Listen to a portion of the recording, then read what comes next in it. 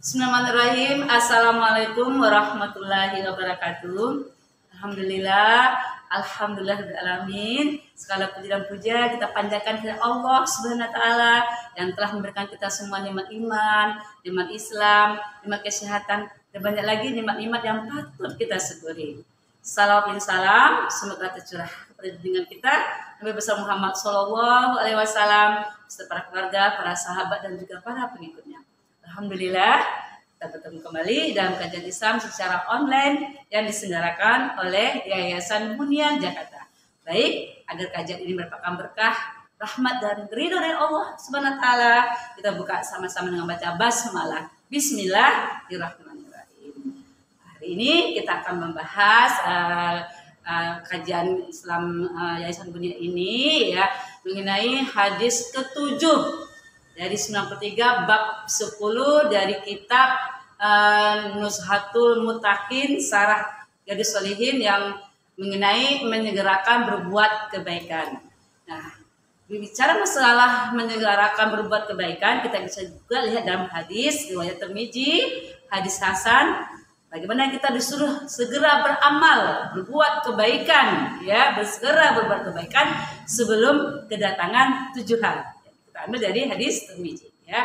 Nah, apa saja yang kita lakukan? Ya, kita harus segera beramal, buat kebaikan sebelum datang 7 hari.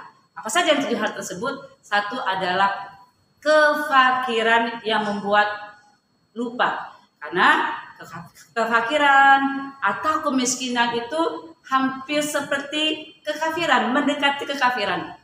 Miskinan kadang-kadang manusia tidak segan-segan menukar ya dengan kebutuhan-kebutuhannya karena dia miskin, karena dia tidak memiliki apa-apa, kekurangan harta, kekurangan biaya hidupnya, dia menukarkan imannya dengan kekafiran gitu ya. Walaupun di sini dikatakan kemiskinan itu yang hampir mendekati kekafiran diriwayatkan oleh Abu Naim. Namun hadis ini dinilai lemah karena terdapat rawi yang bermasalah yaitu Yazid bin Abad Ar-Raqashi, Amir bin Utsmain Al-Kilabi dan lainnya. Para ulama ahli hadis seperti Imam Ahmad, Yahya bin Ma'in, An-Nasa'i, An-Narqitini, Al-Zabi dan Ibnu Hajar Al-Saqalani menyatakan bahwa rawi-rawi tersebut adalah lemah. Dan ada orang kadang-kadang yaitu pindah akidahnya karena diiming-iming dengan harta, diiming-iming dengan sembako, diiming-iming dengan disekolahkan anaknya. Nah, dijalik. Oleh karena itu kita segera beramal sebelum datang ya keadaan-keadaan mungkin bisa jadi ada kefakiran, kemiskinan, kekurangan harta. Jadi segera kita beramal sebelum kedatangan masa-masa mungkin kita di bawah, masa-masa mungkin kita fakir. Nah, Allah menjadi kemudahan aja Allah SWT menjaga kita supaya kita bisa menjaga keimanan kita sehingga keimanan kita tidak tergerus dengan iming-iming harta ataupun dunia. Apalagi sampai ya, berubah keimanannya. Nah, Allah menjadi. Kemudian yang kedua ya, segeralah kita berbuat kebaikan sebelum nanti datang ya suatu masa nanti ada kekayaan itu yang melampaui batas. Jadi ada seseorang itu ketika dia diberikan kekayaan, ya, diberikan dia kenikmatan, ya kenikmatan itu membuat dia itu melampaui batas, ya sombong, ya kufur nikmat. Allah menzalik ya. Justru sebaiknya ya ketika kita diberikan kenikmatan, kekayaan ya, seharusnya semakin dekat dengan Allah, semakin bersyukur, jangan malah semakin kufur. Nah, Allah menzalik. Nah, artinya juga di hadis Rasulullah ya, hadis Bukhari ya, dari Abu Hurairah. Jadi Nabi Muhammad SAW bersabda, kekayaan bukanlah banyaknya harta, tapi kekayaan adalah kekayaan hati. Jadi ya jangan sampai kekayaan ya membuat kita lalai dan lengah ya. Pada hakikatnya kekayaan itu adalah kekayaan hati yang lapang, hati yang bersyukur, hati yang qanaah. Nah, segeralah kita ya beramal soleh, kebaikan-kebaikan sehingga ketika ada kekayaan pun ya terdatang kepada kita, kekayaan kita itu kita jadikan untuk tetap beramal soleh juga, bukan malahan sebaliknya kekayaan itu membuat lupa, lalai, sombong, angkuh, bahkan kufur nikmat. Nauzubillah min dzalik. Nah, bersegeralah ya kita beramal soleh, melakukan kebaikan-kebaikan sebelum bertujuan tadi ya. Itu penyakit yang merusak ya, karena apa ya, mungkin ada masa-masanya kita mungkin sehat, ada masa-masanya mungkin ya kita kurang sehat atau mungkin penyakit-penyakit yang menggerogoti tubuh ya. Nah, oleh karena itu ketika kita masih sehat, ya bersegeralah kita melakukan kebaikan-kebaikan, kita lagi kuat, lagi gagah-gagahnya, lagi misalnya banyak bisa kita lakukan ketaatan-ketaatan, ya. Ayo bersegera melakukan kebaikan, karena ada masa-masa tertentu nanti, ya, ketika Allah memberikan ujian dalam bentuk penyakit, ya, penyakit yang merusak, ya, maka kita harus bersabar, karena Rasulullah juga mengatakan di Sahih Bukhari, sekiranya engkau bersabar terhadap penyakit yang sering menimpamu ini, maka Allah akan kurniakan buatmu surga, ya. Hadis riwayat Bukhari. Jadi ketika sabar dan memberi penyakit tersebut, sabar lagi rasa sakit yang menggerogoti tubuhnya, insya Allah Allah akan memberikan surga dengan kesabarannya, dengan keikhlasannya. Yang keempat, ya, kita segeralah, ya, melakukan kebaikan-kebaikan, beramal soleh sebelum nanti masa tua membalikkan. Ada nanti masa-masa tua atau lemah, kita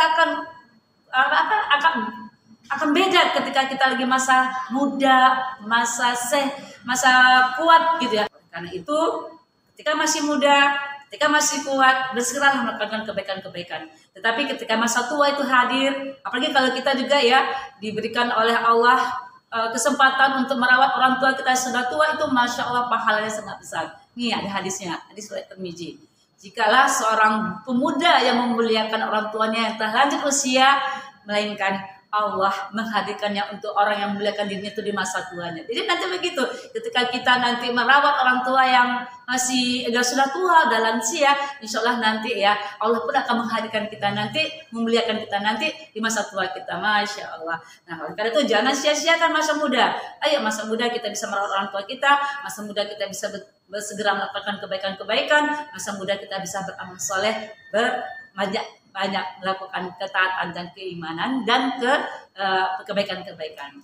Yang kelima, kita dapat disuruh bersegera beramal soleh, melakukan kebaikan-kebaikan. Kita tidak tahu kapan kematian akan menghampiri. Kematian bisa mendadak, ya. Banyak kita dengar kasus-kasus ya mungkin di Indonesia gitu. Kematiannya mendadak, ada yang tidur, pagi-paginya tidak bangun lagi. Ada lagi meeting di kantornya, tiba-tiba dia jatuh meninggal. Ada yang lagi bersama mungkin di kampusnya bersama dengan mahasiswanya, tiba-tiba meninggal. Kita tidak tahu namanya kematian. Oleh karena itu sebelum kematian itu datang, kita mempersiapkan diri kita dengan kebaikan-kebaikan. Karena Allah masih memberikan kita kesempatan hidup. Dengan tidur kita masih ada nyawa di tubuh kita. Kita bersyukur. Pasti Allah masih memberikan kita melakukan kebaikan-kebaikan, dan Allah masih memberikan kita kesempatan untuk memperbaiki kesalahan, taubat atas kesalahan-kesalahan yang ada. Dari Aisyah, ia berkata, aku pernah mendengar Rasulullah SAW bersabda, bicara masalah kematian ini, ya, sebelum kematian datang, kita harus bersegera melakukan kebaikan, karena kematian itu bisa aja mendatang. Kematian itu bisa aja datang mendadak.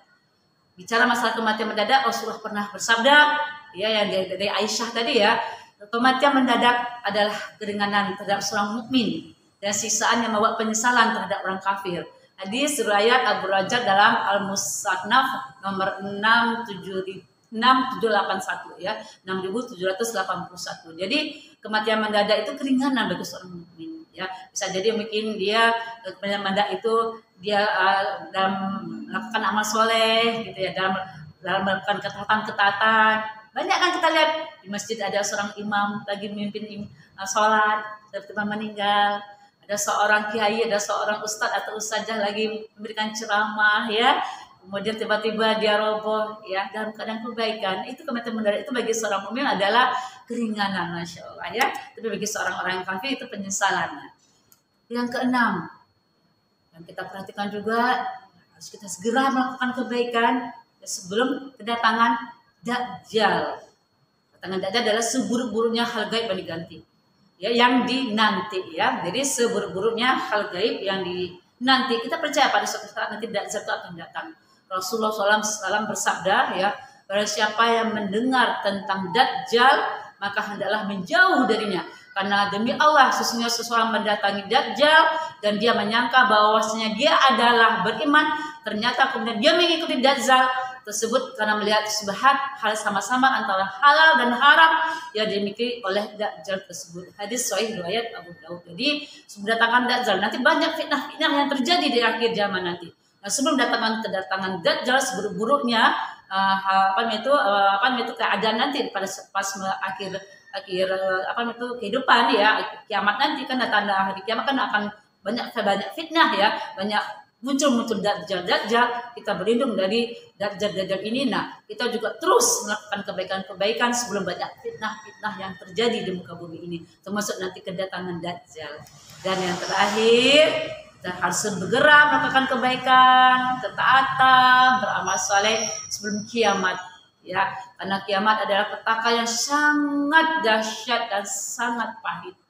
Ya, Rasulullah Shallallahu Alaihi Wasallam bersabda dalam hadis riwayat Muslim nomor 1942. Kemudian Allah mengirimkan angin seperti semerbak minyak wangi, sangat lembut rasanya seperti menyentuh sutra. Tidak ada satupun jiwa yang di dalamnya terselit iman sebesar biji, kecuali angin itu akan mematikannya. Kemudian tinggallah tersisa manusia-manusia paling jelek, di tengah mereka lah kiamat terjadi. Ya, nah jadi gitulah nanti keadaan kiamat terjadi nanti ya, banyak ya manusia-manusia yang tinggal nanti adalah manusia-manusia yang jelek ya. Nah, mudah-mudahan kita tidak dia kembalikan dalam keadaan nanti di akhir matahari kiamat ya, maksudnya itu karena dikatakan ya di kiamat itu adalah sejelek-jeleknya hari. Kenapa? Karena pada ulama-ulama sudah diangkat, fitnah sudah banyak menyebar luas ya. Mudah-mudahan sebelum kiamat terakhir, sebelum kiamat datang, sebelum tadi ya kematian mendadak, sebelum dajjal datang ya, kita segera beramal soleh sebelum masa tua tadi kita jalani ya, sebelum sehat tadi, sebelum sakit datang pada diri kita, ayo kita bersegeralah melakukan kebaikan-kebaikan, karena kalau dengan melakukan kebaikan-kebaikan kita bisa menabung amal-amal soleh kita, menabung bekal-bekal kita ketika kita akan pulang kepada Allah. Karena kampung kita adalah kampung akhirat. Di dunia ini bukan tempat tinggal. Dunia ini hanya sebentar tinggal. Mudahan Allah berkahi kita, ridhoi kita, Allah karuniakan kita semuanya, dan Allah kembalikan kita dalam keadaan husnul khatimah. Ini itu yang bisa saya sampaikan pada kesempatan hari ini. Saya yakin ini masih banyak kekurangan saya, keterbatasan ilmu saya. Pada pemirsa saya mohon maaf lahir batin kalau ada kesalahan, kekhilafan. Pada Allah saya mohon ampun sebesar-besarnya. Astagfirullahaladzim. Alhamdulillah fala taqnatu min karim. Mohon maaf lahir batin. Assalamualaikum warahmatullahi wabarakatuh.